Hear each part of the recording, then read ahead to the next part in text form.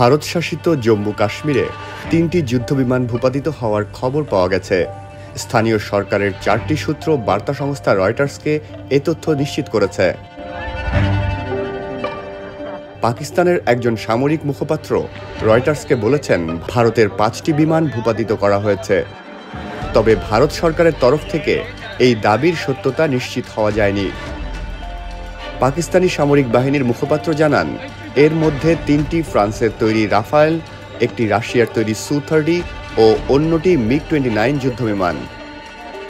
Bloomberg টিভিকে দেওয়া এক সাক্ষাৎকারে পাকিস্তানের প্রতিরক্ষামন্ত্রী খাজা আসিফ বলেছেন, ভারতের 5টি বিমান, কয়েকটি মনুষ্যবিহীন আকাশযান ও নিয়ন্ত্রণ রেখা বরাবর কিছু ফাঁড়ি ধ্বংস করা হয়েছে। কিছুদিন ধরে ভারত ও পাকিস্তানের মধ্যে চলা উত্তেজনা গতরাতে যুদ্ধে গড়ায়।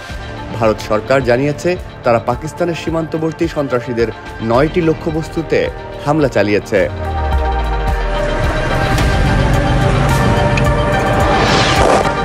মঙ্গলবার মধ্যরাতের পর কোটলি, ভাওয়ালপুর, মুরিদকে, বাগ ও মুজাফফরাবাদে ক্ষেপণাস্ত্র হামলার কথা নিশ্চিত করেছে পাকিস্তানের আন্তঃবাহিনী জনসংযোগ পরিদপ্তর। তারা বলেছে, পাকিস্তান সেনাবাহিনী ইতোমধ্যে এর বদলা নিতে শুরু করেছে। বান্ডেল থাকলে প্রতি সেনমানিতে টাকা বাঁচবে। বিকাশ সেনমানি বান্ডেল কিনে জিতুন প্রতি লেনদেনে।